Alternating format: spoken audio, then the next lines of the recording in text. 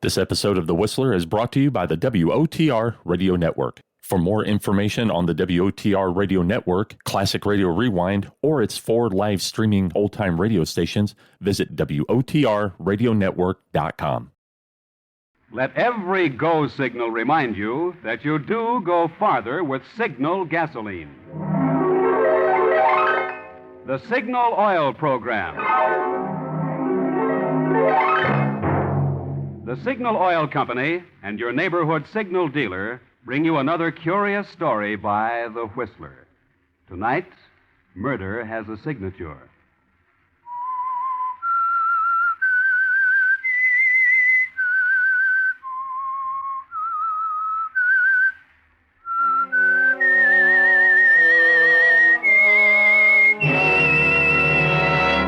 I am the Whistler. And I know many things, for I walk by night. I know many strange tales, many secrets hidden in the hearts of men and women who have stepped into the shadows. Presently I'll tell you of nameless terrors of which they dare not speak.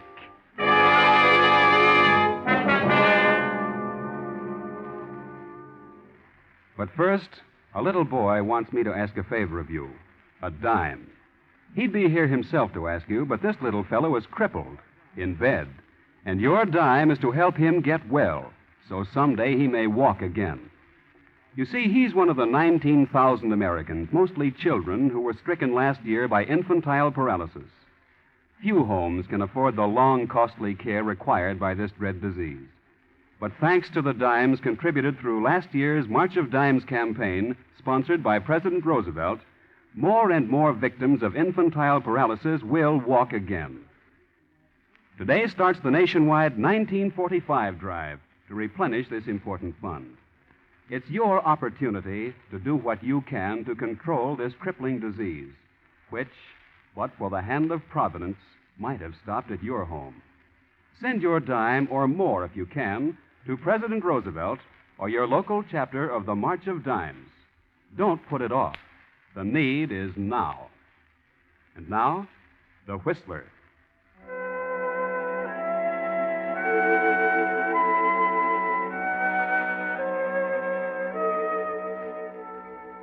It was an old house, set back in the trees a little way from the lake, and it had a miserly look about it. You could almost tell that its owner was wealthy and cranky and miserly and happy in her self-pity. And all the loneliness of her own life, she took pleasure in passing on to her only companion, her servant, Martha. Martha! Martha, where are you? Martha, do this. Martha, do that. Always Martha. So there you are. Didn't you hear me calling you? What are you doing in the kitchen? Breakfast dishes. Breakfast dishes what? Breakfast dishes. Miss Brewer. That's better. You haven't made my room yet, and you know very well that's to be tidied before you touch a thing. Another thing. I know very well you heard me calling. Why didn't you answer me? I didn't hear you. One of your moods again, eh? Well, how long is it going to last this time? Oh, never mind. Take this envelope. I want you to row across the lake and place these securities in the bank. Row across? Be careful with them. They're worth a great deal of money. I want a bank receipt, too. Can you remember that? But it's 3 miles across the lake. I'll not have you wasting the motorboat gasoline. You're big and strong, and the trip won't hurt you a bit. Oh, just a minute, Martha. Yes? That dress. Where did you get it? This? Yes, that. It's one of mine, isn't it? It's an old one. I didn't think you'd care. I do care. I've told you before that I'll not have you wearing my clothes until I give them to you. Go to your room and take it off. Never any money to spend on myself. Because you're a fool with money. You with your cheap perfume and penny jewelry and frilly shirtwaists. Trying to play the lady. It's a good thing I put a stop to it. I've earned my money here. I've got a right to do what I want with it. Martha, I promised your people I'd look after you. I knew how giddy you are. Your wages are well invested. But I want pretty things, while I can enjoy them. Not when I'm old. Why, you're only 10 years younger than I am, you fool. I'm nearly 60. Now go to your room. Take off my dress. No. Take care, Martha. I've had enough of this. You've had enough. How about me? I'm sick of being treated like dirt under your feet. Go to your room. And I'm sick of working for an old cheat who steals my wages. Martha, you didn't think I'd dare slap you, did you? If you only knew how I've wanted to do that. How I've dreamed of doing it. How dare you? How dare you? It was good. It felt good. The police will know about this, you ungrateful woman. The police? No, nor anyone else. You won't get a chance to tell anyone. Not even see anyone. You can't keep me here a prisoner, a captive in my own house. I can't. And who would know? You have no friends. Nobody visits you from one year's end to another. Even the people in the village stay clear of your nasty tongue. You dare to do that to your mistress? Mistress? I'll show you who's mistress. My glasses. You've broken my glasses. Yes. Do you think you can get help now?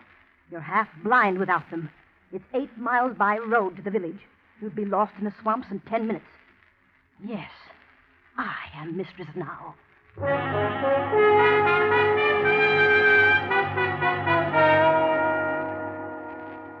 Well, at long last, Martha, you've summoned up the courage to do what you've wanted to do for so many years.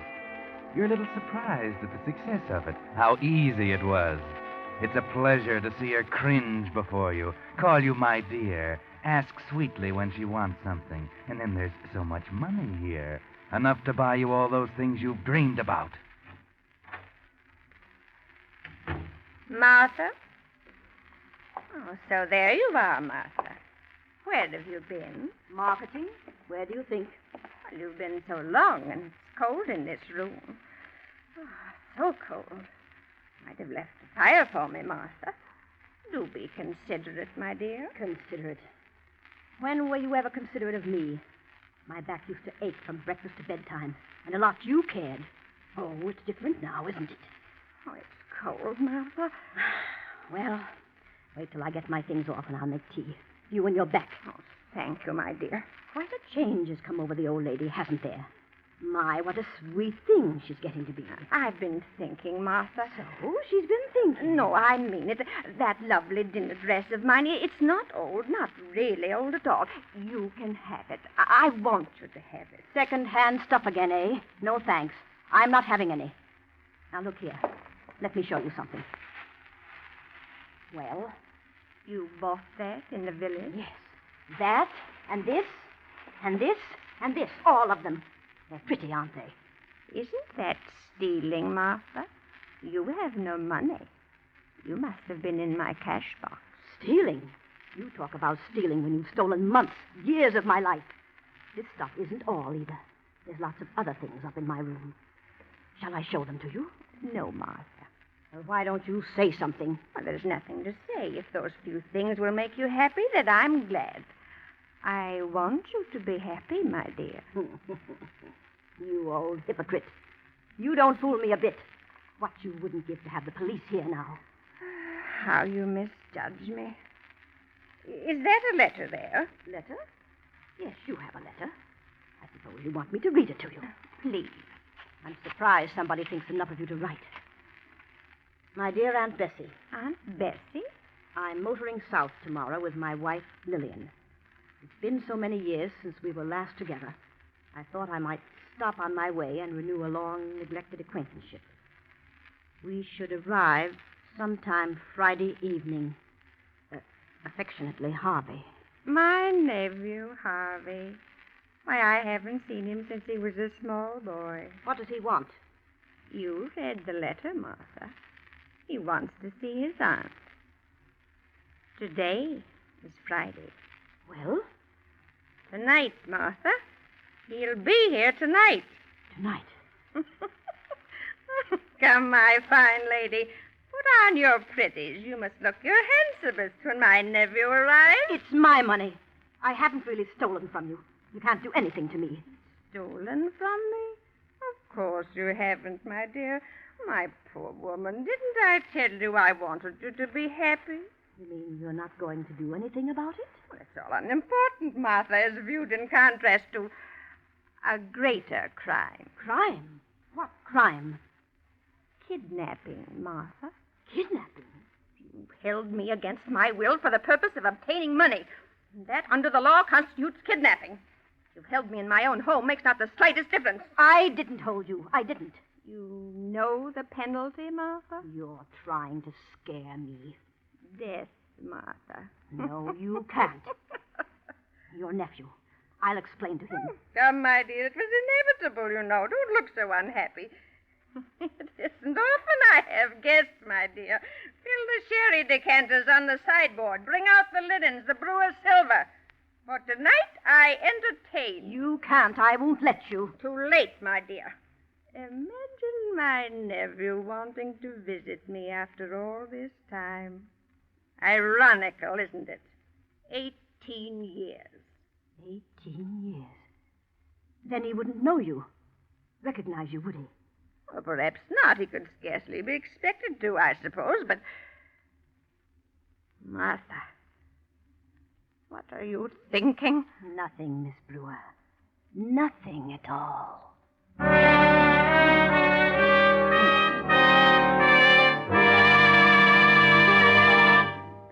You are listening to The Whistler, brought to you by your friend, the Signal Oil Company, marketers of famous Signal gasoline, your best buy today. Remember to let every go signal remind you you do go farther with Signal gasoline.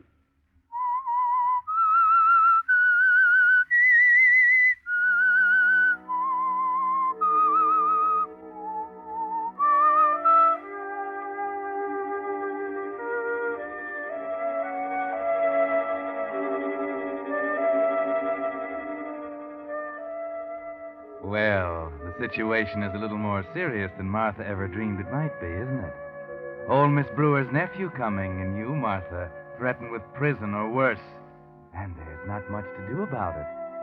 Or is there? Harvey will be here soon. Even now, he and his wife are driving over the muddy road up to the house. Look, Harvey, is that it through the trees?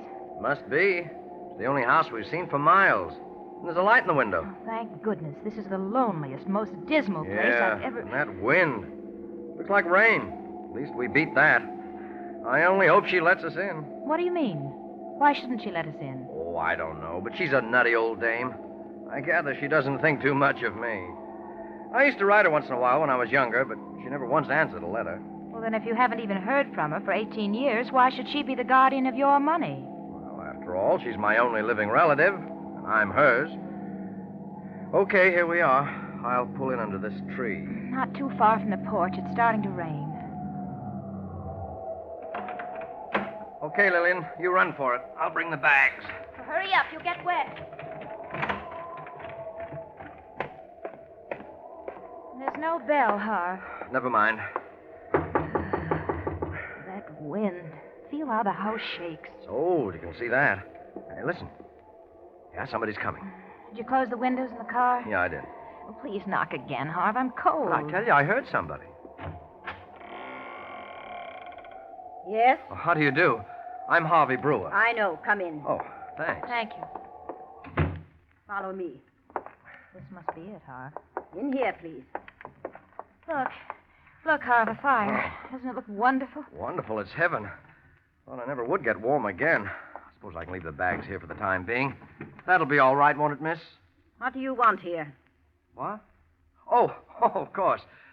Please tell Miss Brewer that her nephew and his wife are here. Her nephew, Harvey. I'm Miss Brewer. You? What's the matter? Naturally. How stupid of me. I should have known. I'm sorry, frightfully sorry. This is my wife, Lillian. How do you do, Miss Brewer? Why have you come? Why? Well, to see you, to pay you a visit. After all, you are my aunt, you know. Well, I must say I'd hardly expected this reception. What did you expect? Really, my dear Aunt Bessie. If I may call you Aunt Bessie. You may not. You're not wanted here. Sorry, I only thought that after all these years... I'm quite satisfied not to have any visitors. I want to be alone. Surely you don't mean that you'd turn us out on a night like this after we've come all this way. I didn't ask you to come. But now you're asking us to leave. Is that it? Well, as long as we understand each other now, we might as well settle our business now. Lillian. Business? What business? Go on, tell her, Harvey. Well, it's about my money. I want it, Aunt Bessie. Money? You came here for money? Well, I didn't think it'd be necessary to have to come to the point so abruptly, but yes, I need money. I must have money. No, I can't give you any. But after all, Aunt Bessie, it's my money, you know. You're simply holding it in trust for me. I know it's not due for another year, but the fact of the matter is I'm broke and I need it now. What's that got to do with me? It can't make any possible difference to you whether you pay it now or a year from now, and it makes a great deal of difference to me. How much is it? How much? You know very well how much it is, Miss Brewer. 10,000. I can't remember everything. I'm not well at all. You've got me all upset coming here. Oh, I'm sorry, Aunt Bessie. We didn't want to disturb you. Look, just write a check and we'll be gone. A check? Yes. I can't write you a check. I haven't got that much money in the bank. No, and I won't have either for a week, a couple of weeks. Not for 2 weeks, huh? We can wait, Harvey. Wait here? You can't wait here. We're broke, Aunt Bessie. Look, we're really broke. We've no other place to go, not even enough gas to get there if we did. Tonight, then. Tonight's as long as you can stay. Do you hear? I'll give you some cash tomorrow, and then you've got to go. I can write you a check. Are securities any good to you? Securities? Your securities? Yes, of course they are. You really mean this, Aunt Bessie? Wait. Well, it's a worthwhile trip, Harv. Wait a minute, Lily. There might be enough here. Enough? Well, I should say there is. Yes, of course. Here. Take these two. What? They're marked $5,000 each. They're bank stock. Really, Aunt Bessie, this is awfully good of you. I can't begin to tell you how grateful I am. They'll have to be endorsed. Made over to you, you know, Harvey. Oh, well, naturally. Do you mind, Aunt Bessie? Look, here's a pen. Endorsed? Yeah, of course, just sign your name, Bess Brewer, on the back. And give me the pen. Here you are. As if you didn't know. There. You both leave early in the morning. Gladly. Believe me, gladly. And that's the last cent you'll get. You ever come here again? Ask me for more? I'll disinherit you. Yes, that's what I'll do. Now I'll show you to your room.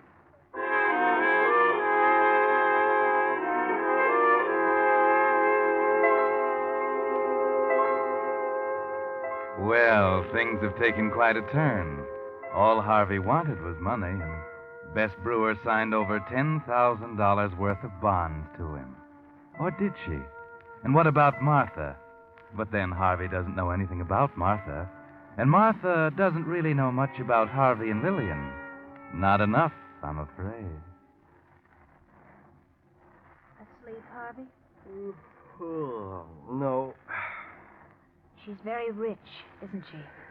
$1 million anyway. Maybe more. That's money, Harv. Yes, it is. Harvey, Hmm? did you know before tonight that you were in her will? No. No, not until she made that threat about cutting me off. You might get it all, Harv. There's no other relative. $1 million or more, you said. Oh, no. Lay that pipe down, Lil. The old girl's good for another 20 years. I won't go to sleep. 20 years. Good night, Lil. $10,000 won't keep us forever, Harv. No, We'll be broke again soon. I suppose. But we'll have one swell time getting that way.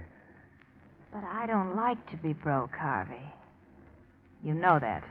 Now, wait a minute. Are you threatening to leave me again? I'm only warning you, Harv. You know how I feel. That's why we came down here. Oh, is money all you ever think of? You married me with your eyes open, Harvey. I warned you then. I know. I had enough of my inheritance to keep any ordinary couple happy for a lifetime. How we went through it all, I don't know. I told you I was expensive. I don't plan to change. But I'll stay with you as I promised, as long as we can live like human beings. Like millionaires, you mean? Mm-hmm. And you might be a millionaire if you had her money. But, Lillian, what can I do? Don't you know? Good night, Harvey. You're a spoiled brat, Lil. Gosh, I often wonder why I love you. But there's nothing I wouldn't do for you. You believe that, don't you? There's nobody in the house but the three of us. I know. Just you and I and the old lady upstairs. Well? Just the three of us, Harv. All right. What about it? Nobody knows we came here tonight. No, nobody knows. Good night, Harvey. Lil. 20 years is such a long time. Lil. Oh. You know you always get your way with me.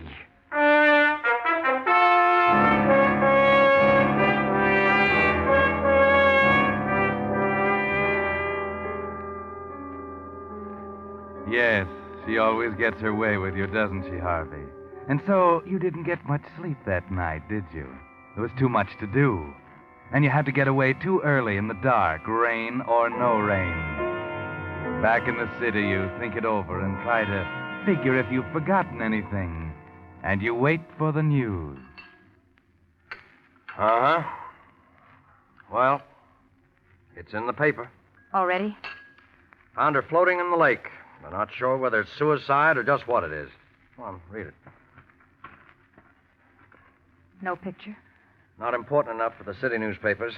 Too far away to rate the front page. Well, what do you think? We're all right. Yeah. There's not a thing to connect us. Not a wrinkle left in the bed, not a fingerprint I didn't wipe off. We're all right. I found that letter that we wrote to her. We just simply weren't there Friday, Lil. Well, that's that. What about the securities? No, nothing doing. I tried again, but the banks won't touch them without her lawyer's endorsement. But it'll be a year or more before they settle her estate. What are we going to live on in the meantime? Certainly her lawyer will verify her signature. I don't like it, Lil. All we have to remember is that we weren't there Friday. It was a month earlier when she paid you off. He'll never know. How could he know? I tell you, we're all right.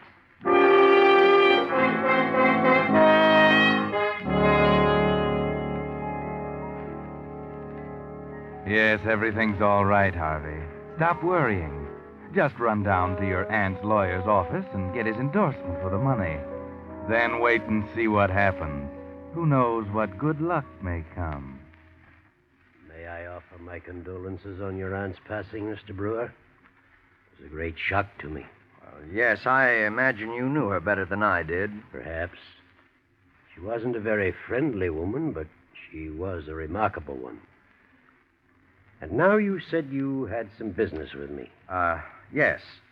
You see, about a month before my aunt's death, I happened to stop down there to see her. Oh? And she gave me these bank securities, $10,000 worth, the money she was holding in trust for me. But I thought... Yes, I know. It wasn't due yet, but she said she wanted me to have it anyway.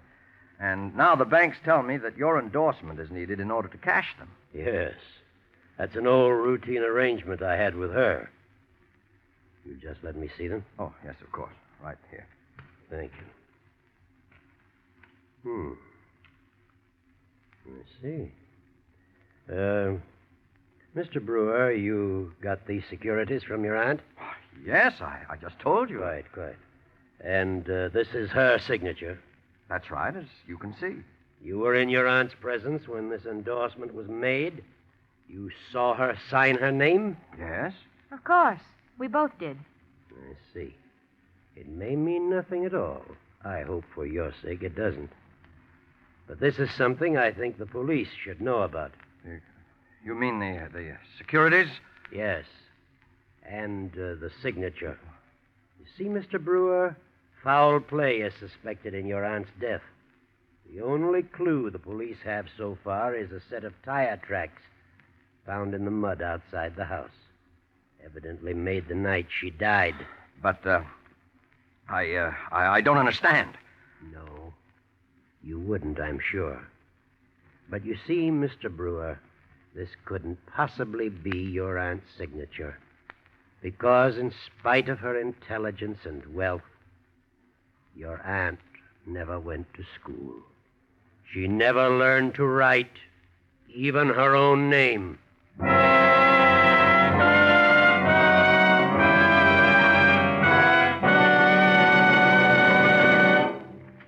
The Whistler will return in just a moment with a strange ending to tonight's story.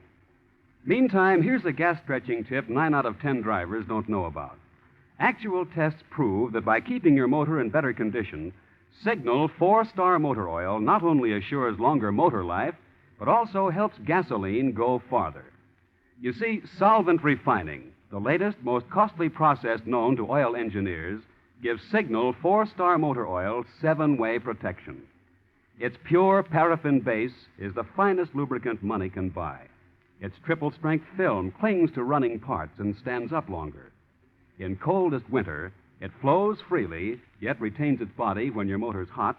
Because of solvent refining, Signal 4-Star Motor Oil forms less carbon, keeps your motor cleaner, smoother, getting maximum power from every rationed drop of gasoline.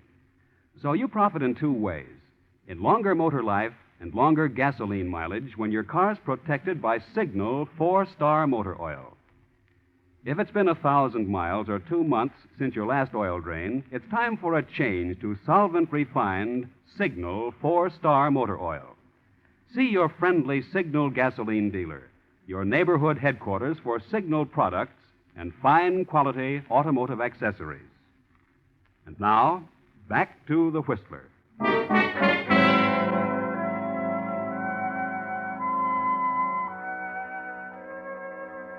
So Harvey had nothing to worry about. Nothing but the electric chair. And Lillian, who had to have money to live like a human being, will spend the rest of her life behind bars. Yes, the tire tracks convicted them, of course. That was one clue they overlooked, and it was enough to prove that they were there that rainy night. If only you hadn't tried to cash those securities, Harvey. The securities that first pointed suspicion at you. Now they'll hang you for the wrong murder, Harvey. They'll hang you for your aunt's murder, when actually you killed Martha, the housekeeper, and dumped her body in the lake. Yes, but they haven't found her body yet, Harvey. Martha was the one who killed Aunt Bessie and threw her body in the lake. But you'll never be able to prove that now. Maybe if Martha had lived, you could have gotten out of it somehow. But not now. It was all so unnecessary, too. When you killed Martha, your aunt was already dead. And by the terms of her will, you had already inherited all of her money. Over $1 million. Too bad, Harvey. Too bad.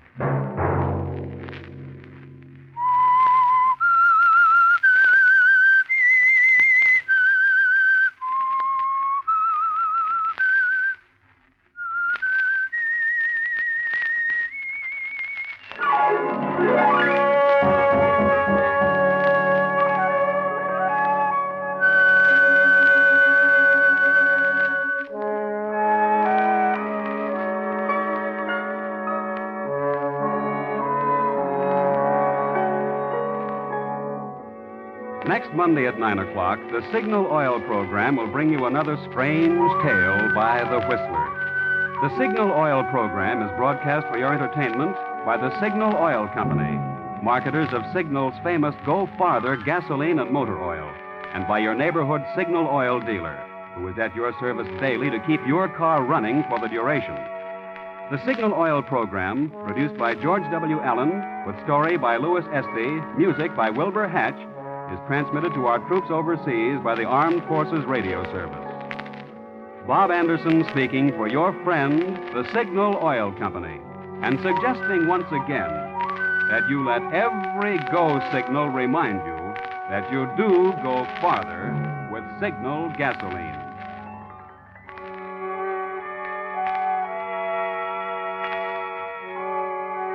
This is CBS, the Columbia Broadcasting System.